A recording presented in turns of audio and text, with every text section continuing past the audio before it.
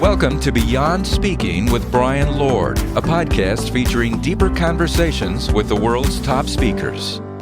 Hi, I'm Brian Lord, your host of the Beyond Speaking podcast. Our guest today is Alex Banayan, the youngest New York Times best-selling author in American history. Alex's book, The Third Door, The Wild Quest to Uncover How the World's Most Successful People Launch Their Careers, details his search to interview and learn from some of the top minds in the world, from Bill Gates to Maya Angelou to Steven Spielberg.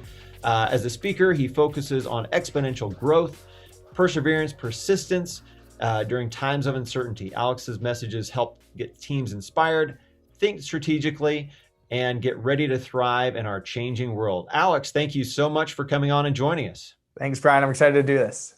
So where did you get the idea? So what is The Third Door, and where did you get started on this path? So the idea of The Third Door is I spent the past 10 years studying the mindset of success. And what ended up happening is after, all these years of interviews and research, it didn't matter if it was, Bill Gates for business, Lady Gaga for music, Steve Wozniak for computer science. It didn't matter where they grew up, what they did. At the end of the day, I realized every single one of these people I interviewed treated life and business and success the exact same way. And the analogy that came to me is that it's sort of like getting into a nightclub. There's always three ways in, right? So there's the first door, the main entrance where the line curves around the block, where 99% of people wait around hoping to get in. And Brian, you know that line, people standing out in the cold, hoping the bouncer lets them in. That's the first door. And then there's a second door, the VIP entrance, where the billionaires and celebrities go through. And for some reason, society has this way of making us feel like those are the only two ways in. You either wait your turn or you're born into it.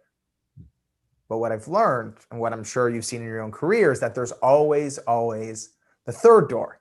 And it's the entrance where you jump out of line, run down the alley, bang on the door 100 times, crack open the window, go through the kitchen. There's always a way in. And it doesn't matter if that's how Bill Gates sold his first piece of software or how Steven Spielberg became the youngest director in Hollywood history. They all took the third door. But when I had started the journey, that was not in my mind in the beginning. Where did that idea come from? And it's interesting that you're going with this. So I do interviews as part of my job. Obviously, you love doing interviews. Where did you get this idea to do interviews, and who was your very first interview? Ooh. So the origin of the Third Door mission, like all good things in life, sort of started with a crisis. And I was going through a very, very early life crisis. I was a freshman in college, and I was spending every day lying on my bed, staring up at the ceiling. And Brian, I don't know if you went through the, what do I want to do with my life crisis, but I was going through it and it was hitting me hard. Mm-hmm. And to understand why I was going through it, you have to understand that I'm the son of Persian Jewish immigrants, which pretty much means I came out of the womb, my mom cradled me in her arms, and then she stamped MD on my behind and sent me on my way. And you think it's funny, but I'm not kidding, man. I was in third grade and wore medical scrubs to school for Halloween and thought I was cool. I thought that would impress all the kids at school, but I was that kid. So, in high school, I checked all the boxes. I took all the biology classes. I studied hard for the SATs. I even went to pre-med summer camp. So by the time I got to college, I'm the pre-med of pre-meds. But very quickly, I find myself on that dorm room bed, looking at this towering stack of biology books, feeling like they're sucking the life out of me. And at first I assumed, maybe I'm just being lazy. But very quickly I began to wonder, maybe I'm not on my path. Maybe I'm on a path somebody's placed me on and I'm just rolling down. So now not only do I not know what I want to do with my life, I had no idea how the people who I looked up to, how they did it. As I mentioned, how did Bill Gates sell that first piece of software out of his dorm room when nobody knew his name?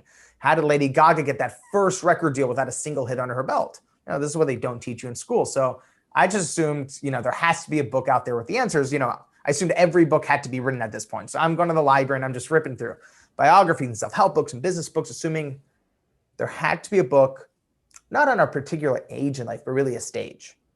When you're starting something new, when you have a big goal, a big dream, and no one's taking your calls, no one's taking you seriously, how do you find a way to break through? And that's when my, naive 18-year-old thinking kicked in. I was left empty-handed, and my next thought was, why not just write it myself? I thought it'd be super simple. I thought I would just call Bill Gates, interview him, interview everybody else, and I'd be done in a few months. I thought that would be the easy part. The hard part, I figured, was getting the money to fund the journey. I was buried in student loan debt. I was all out of bar mitzvah cash. So there had to be a way to make some quick money. So 2 nights before final exams, I'm in the library doing what everyone does in the library right before finals. I'm on Facebook. And I'm on Facebook and I see somebody offering free tickets to The Price is Right. Now, I'm going to school in Los Angeles at the time, not too far from where the show films. My first thought was, what if I just go on the show and win some money to fund this book? Not my brightest moment. Plus, I had a problem, Brian, I'd never seen a full episode of the show before. I'd seen bits. Everyone watches The Price is Right when they're homesick from school in 4th grade. There's nothing on TV at the time. So I had seen bits and pieces, but I'd never seen a full episode. I thought, how hard could it be? So at the same time, though, I had finals I had finals 2 days later. I told myself it was a dumb idea to not think about it. But I don't know if you had any moment like this where no matter how preposterous an idea, for some reason, it won't leave your mind. Mm-hmm. So, to prove to myself this was a bad idea, I remember, I'm sitting at this round wooden table in the corner of the library. And I take out my spiral notebook and I write best and worst case scenarios, to prove to myself this is a bad idea. And I remember writing, worst case scenarios. Fail finals, get kicked out of pre-med, lose financial aid, mom stops talking to me, mom kills me. There's like 20 cons. And the only pro was, maybe win enough money to fund this dream. Mm-hmm. And it's almost as if somebody had tied a rope around my gut and was slowly pulling in a direction. So that night, I decided to do the logical thing and pull an all-nighter to study. But I didn't study for finals. I studied how to hack The Price is Right. And I go on the show the next day and do this ridiculous strategy. And I ended up winning the whole showcase showdown, winning a sailboat, selling that sailboat. And that's how I funded the book. And that's really how the journey set off. So that's the long answer to, how this journey began. One thing I really like about your approach, because I've read part of that book, I love the little, you got listed out, the pros and the con, or the pro and the many cons, exactly. is kind of the humility and the arrogance mixed together. Like, hey, I'm like having not arrogance, the confidence to go out and say, I can win this, but the humility, because you even before you're interviewing famous people, you went out and interviewed everybody like in line and everywhere else, like, hey, how does this work? How do I do this? And the humility to do that. And people are shocking, like these are your competitors, basically, that are giving you all these inside tips. So where did you kind of get that mentality to just be open about saying, I don't know what I'm doing, help me out? I think about this a lot. And, when I speak to different organizations, it's one of the biggest lessons I share, which is, everyone knows there's an advantage to being the top dog in an industry. Everyone knows what the advantages are of being the expert. You have all the knowledge, you have the resources, you have the industry standing. Everyone knows that. That's not hard to explain to people. What people don't seem to understand is that there's also a tremendous advantage of being, the naive underdog, which is number one, you don't know what doesn't work. Mm-hmm. And number two, and probably the most important, instead of seeing the world or problem through the lens of restriction, you see it through a lens of possibility. There's a great scene. Remember the movie Dumb and Dumber? There you go. There's a 0.001% chance. And the guy goes, so you're saying there's a chance, And that's almost like this energy of, you're saying it's possible. And, it goes back to what you said, which is like, when you don't know what can't be done, it actually creates all this possibility of what can be done. So that's a thread that followed me my entire 10-year journey, and served me well, but also led to, like you said, a lot of struggles and mistakes that I had to learn along the way. So I know you mentioned this has been a 10-year journey. The last year of this has really changed. Obviously 2020, in a lot of ways, extremely unique year. How has your message changed, or what have you learned as you're talking to people over this past year? That's, that question sort of gets to the heart of what I spent, the last 12, 13, 14 months thinking about. And I came to a surprising realization that I wouldn't have expected. When I had started the journey of the third door, the intention was really to uncover this mindset of success. It doesn't matter if you're starting out on your first inning of your career or your fifth inning. What does it take, to achieve these really big goals and dreams? Only now can I see that that's not exactly what I was studying. That's what I thought I was studying, but it's not exact. It actually is a bit more specific, and I can only see it now in hindsight after a year like this. Mm-hmm. Only now can I see that success implies a singular destination. Just the word in and of itself, it has this, this implied meaning that there's a singular place you're trying to get to. But, it doesn't matter if it's the people who I interviewed for the book. It doesn't matter if I'm looking back at my own journey, but particularly, the organizations and companies that I, speak with. Brian, what's the first thing a company says when they had a really good year or a really good quarter? How do we improve for the next quarter? How do we improve for the next year, right? There's always up, yeah. There's always up. Brian, with the Premier team, you guys had, one of your best months ever. What are you thinking for the next month? How do we improve it? So what I've realized is that it's not success exactly that people are looking for. It's continued growth. And while it's similar, the mindset and the approach and the perspective has to be a bit different. So that's really what my research has really focused on this past year, is how do you cultivate fertile soil for continued growth? So the trees and the fruit take care of themselves if you take care of that soil in the right way. So one of the things I really like too is just taking that wisdom from others and building it up.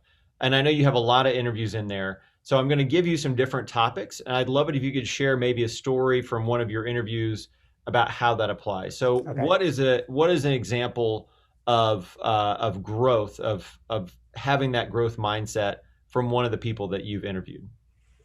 There was one interview that happened toward the end of the journey that changed my understanding of growth the most, because it completely almost rejiggered my understanding of the relationship between success and failure. Because if those two things change, then your whole perspective on growth changes. So this took place, like I said, toward the end of the journey of doing the interviews. And, the thing with the third door is, it's not a random series of events. Each interview, there was something that happened right before it. So right before this final interview, there was just for some context, a disastrous situation with Mark Zuckerberg. And, it's a story for another time. But what you need to know is I ended up getting introduced to Zuckerberg over email. We had a whole, meeting set up, but because of a logistics error, the event security, I was 22 years old. The event security thought I was an imposter. They thought, no way, this is the guy who's supposed to be going to the meeting. They wouldn't let me into the building. I missed the meeting with Zuckerberg. Oh. And it was just one of those. It felt like for myself, I had fumbled the ball on the 5-yard line during my Super Bowl. Like I just couldn't forgive myself. And it was one of those things where I would just wake up morning after morning after morning, replaying it in my head and just beating myself up internally. So that's how I felt, my insides being black and blue when I walked into this final interview with Quincy Jones. Now, I knew what a lot of people know about Quincy Jones going into this. I knew he has more Grammy Awards than anyone in history.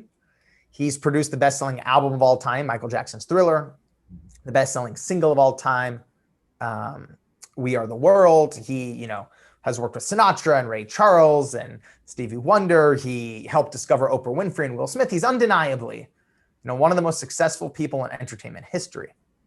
But the second I walked into his house, I realized I don't know the half of it. All right, Brian, you have to sort of picture this. So, his living room is this perfectly circular room with like gold lighting coming from the floor. You just feel like you're walking into like the alchemist's house, right? And there's like Egyptian statues and, it's a whole vibe. So you go in there and there's this one couch right in the middle of this circular room. And, I sit down on the couch and a few minutes later walks in Quincy Jones. And, he's about 80 years old. So he walks in very tenderly. And he's wearing this long blue velvet robe with gold stitching on the bottom. And he sits down and he asked me where I'm from.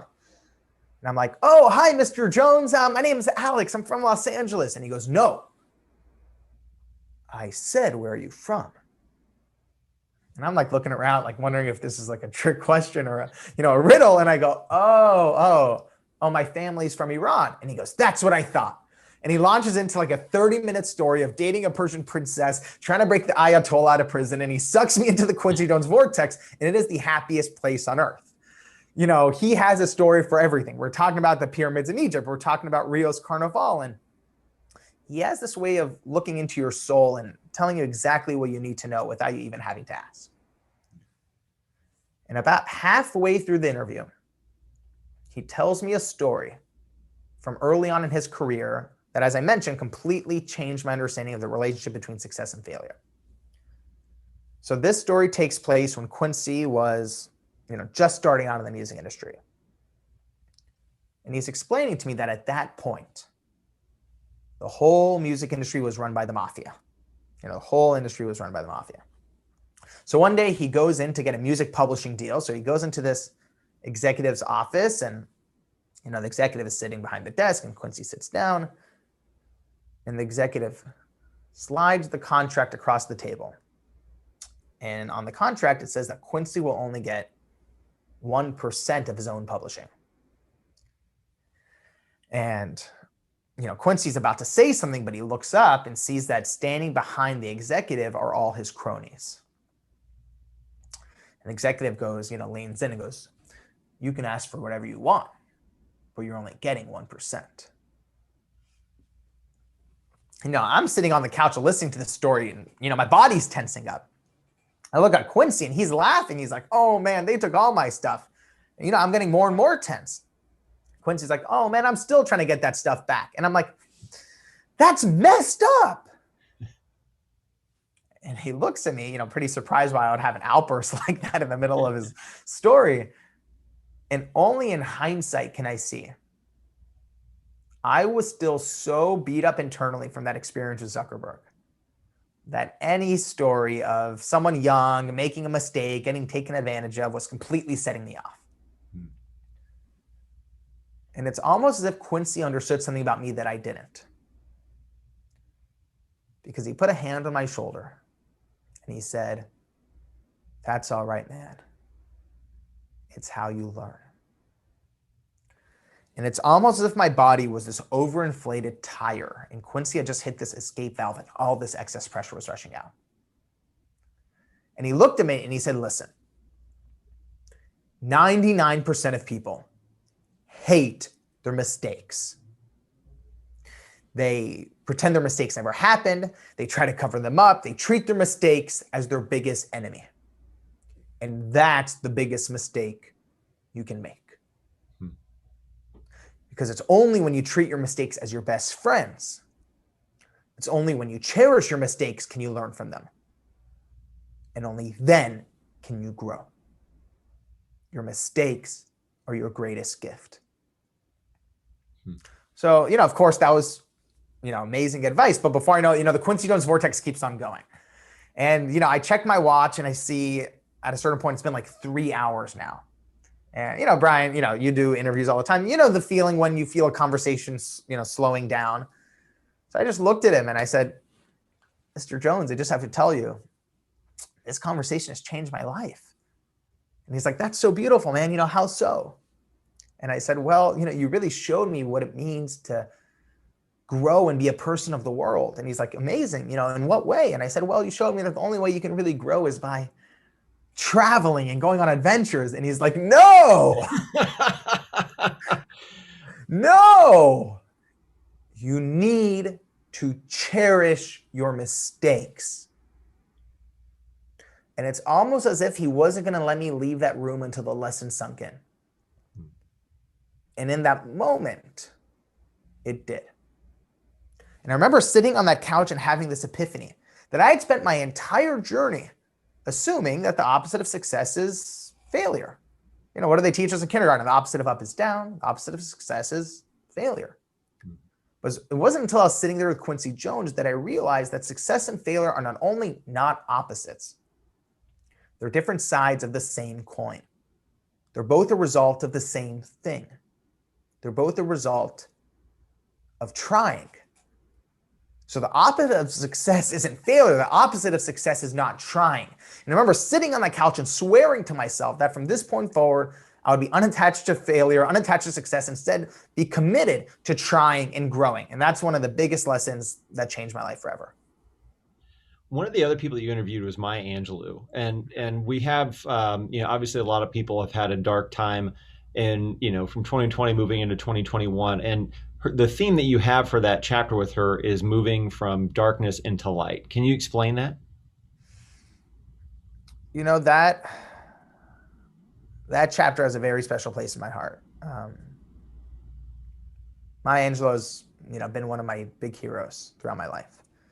And for millions of other people as well. And, no one could have known it at the time, but that interview was done in the final year of her life. And, as a remarkable, testament to who she was, she had just been in the hospital right before. And when her team told me, I said, we should cancel or postpone. And they said, no, she insists. She wants to do it, but just, she'll do it over the phone. And, it was pretty remarkable. And when I was talking to her, that became a big theme of when you have darkness, whether in your personal life, in your professional life, how do you turn that into light that not only heals you, but heals those around you? And it's no simple task. And there's two big ideas that she shared.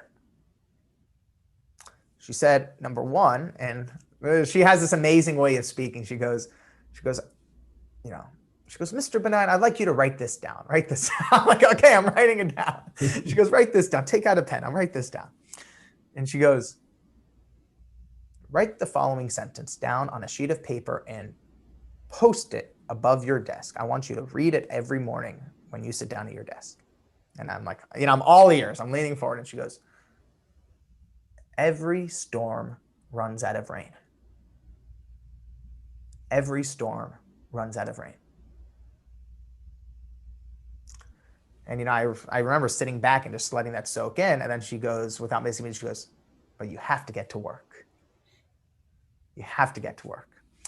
So that was one that has been ingrained in me from that conversation. The second one, and it's a very popular idea that she's shared throughout her life, is that, the best gift you can give someone is to be a rainbow in their clouds. Because everyone, it doesn't matter if it's a year like we just had, or if someone's, family member just passed away, if they're going through a hard time, in their career, everyone has those moments where there's a storm. And the best thing you can do is to be that rainbow that lets them know they're going to do okay. And that's not only, the biggest lesson Maya Angelou shared with me, has become part of my mission moving forward in life. So what do you feel is a really good story for persistence? So, we've talked about those two things with growth, with coming into that light. Who's a really good story on persistence? Okay, this is a funnier one. There's one story in particular. When you study success for 10 years, of course, persistence comes up a lot. There's one in particular that changed my understanding of it the most. And This story takes place about halfway through the journey, a bit, maybe a little earlier. And again, the context of the story is I had just spent 8 months writing letters back and forth with Warren Buffett. And of course, my letters were 2 pages long. His responses were 2 sentences, and it was always no thank you. But we would go back and forth. And I ended up, being invited to a shareholders meeting, asking my questions in front of 30,000 people, but it sort of blew up in my face and was this big disaster. And it was just one of those times where I felt I was at my lowest points. And if there is a theme of this journey, it's that when I was at my lowest points, it would always be my best friends who would pull me back up. And I have this one friend named Corwin, and, he saw me sort of moping around for a couple of weeks. He's like, all right, let's go get some lunch. He wanted to just get my energy back up. So we go to this local grocery store in Los Angeles and get some sandwiches. And we're sitting on the sidewalk, eating our sandwiches, watching the cars pass by. My friend Corwin's like, dude, don't you have any other interviews lined up? And I'm like, dude, I got nothing.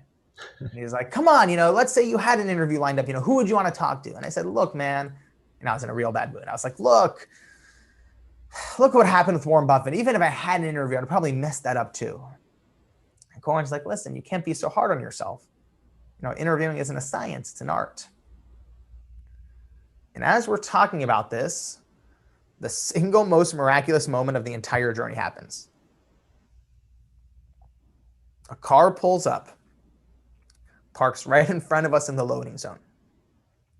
The door swings open, and out walks Larry King. Now, Brian, if you are anything like me, that's actually when I get the most nervous. When things line up so eerily perfectly like that, that's actually when I get the most nervous. And I even give that feeling a name. I call it the flinch. And, when I talk to salespeople, they know the feeling. It's when when it's something so big is right in front of you, for some reason, your mouth feels wired shut, your throat is tightened up, your feet turn to stone. And I remember watching Larry King walk right past me, right into the grocery store sliding doors, and I don't say a thing. My friend Corwin, jabs his elbow into me. He's like, dude, why didn't you say anything? And this is the thing about fear. Fear is very good at making logical excuses, right? Fear is very good at making logical excuses. So of course, my fear came up with a good excuse. I said, he's probably going into the store to get something for his family. I don't want to bother him. I don't want to be that kind of guy. And Corwin goes, dude, you are that guy. And, again, I was like, he's probably, deep into the grocery store now. There's no way I'll be able to find him. And Corwin goes, dude, he's 80 years old. How far can he go? So very reluctantly, I stand up and I walk into this grocery store looking for Larry King. And, I look around the bakery section, no Larry. I jog over to the produce section, fruits, vegetables, no Larry. And that's when I realized he had parked in a loading zone, so he must be leaving any second now. So this little bolt of adrenaline kicks in. Now I start running down the aisles looking down each one. No Larry, no Larry, no Larry, no Larry. I'm cutting through the frozen food section. He's not there, and I figure he's got to be at the checkout counter. So I'm sprinting to the checkout counter. I'm looking at each one. No Larry, no Larry, no Larry. And at that point, I wanted to kick myself because he had been right in front of me. I hadn't said a thing. So, I'm walking out of this grocery store, staring down at my feet, walking through the parking lot. And slowly I lift my gaze. And right there, 20 feet in front of me, is Larry King, suspenders and all. And I don't know what gets into me, but it's almost as if this rumbling in the pit of my stomach, as if all the, excess frustration was building up. And I started yelling uncontrollably at the top of my lungs, Mr. King! And the echo in the parking lot was so long, so loud, that I remember Larry King literally jumping up in the air and turning around. Every, wrinkle on his face sprung back, terrified. I didn't know what to do, so I just sort of ran over and I was like, Mr. King, I'm so sorry. My name's Alex. I'm 20 years old. I've always wanted to say hi. And he goes, okay, hi. And he starts walking the other way. So now he's walking out to his car. I'm, trying to think of something intelligent to say to save myself. And I finally, we're out on the sidewalk. He stuffs his groceries into the trunk. He opens the driver's side door. He gets in and I go, wait, Mr. King, can I go to breakfast with you? He looks at me like I'm a lunatic. But before, he can respond, he looks around and sees there's about a dozen people on the sidewalk watching this go down. So for some reason, he just shrugs his shoulders and goes, okay. And I'm like, oh my God, thank you so much. Great. I'll see you tomorrow. And, he tells me where to meet him and he's about to shut the door. And I'm like, wait, Mr. King, what time? And he just looks at me and slams the door shut. And now I'm like, shouting through the window, Mr. King, what time? And he looks at me again and he starts the engine. I'm now standing in front of the windshield, flailing my arms, begging, Mr. King, what time? And he just looks at me and mouths the words, 9 o'clock, and speeds off. So, by the way, the moral of the story is not to chase any clients down through a grocery store, particularly not in a year like this. The moral of the story comes next. So the next morning comes around and, I'd had some time to reflect the night prior about how I'd acted the day before. And I thought, today maybe I can take a different approach, maybe be a bit more gentle. So, I walk over to his table and I see right there, corner table, Larry King and his best friends. And there's an open seat at the table. So I walk over and I just sort of, sheepishly put a hand up and I'm like, hey, good morning, Mr. King. And he goes, sort of mumbles a hello. And I think, okay, maybe he wants a few minutes with his friends before he's ready to call me over. So I see there's an open table, right to his left. So I sit down at the open table and I wait for him to call me over. 10 minutes pass, 30 minutes pass, an hour goes by. And finally, he stands up and starts walking toward me. And I can feel my cheeks lifting. And then he walks right past me and heads for the exit.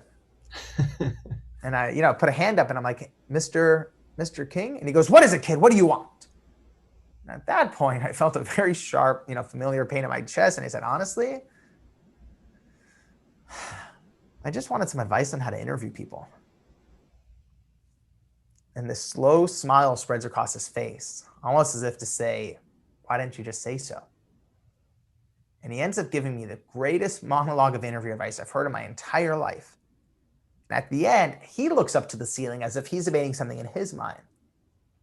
Then he looks back at me, locks his eyes onto mine, puts a finger in my face and goes, all right, kid, tomorrow, 9 o'clock, see you here. I show up the next morning at 9 o'clock. He waves me over to the table. He asked me why he wanted to even learn how to interview people. I tell him about the book. He goes, all right, I'm in. And over the course of the next 5 years, we went to breakfast together over 50 times. Wow. And, of course, the interviews with him changed my life, but it took me many years to realize sometimes it was my journey on the way to get to these people that taught me the most. And this Larry King situation was a great example. And, I'll get to the lesson about persistence in a minute. What I'll say, though, is, I'm sure, you and your sales team can, relate to this too, which is one of the unexpected things of me spending, 10 years tracking down some of the hardest to reach people was I ended up having 10 years of pretty much consistent rejection. And one of the side effects of that was, 10 years of having to go to therapy. And one of the things I had to come to terms with, and I had to learn is that there's a big difference, huge difference between the implicit and explicit messages we learn from society.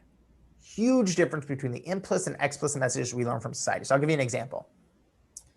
An explicit message, we learn from our family is, your mother telling you to eat your vegetables. That's an explicit message we hear.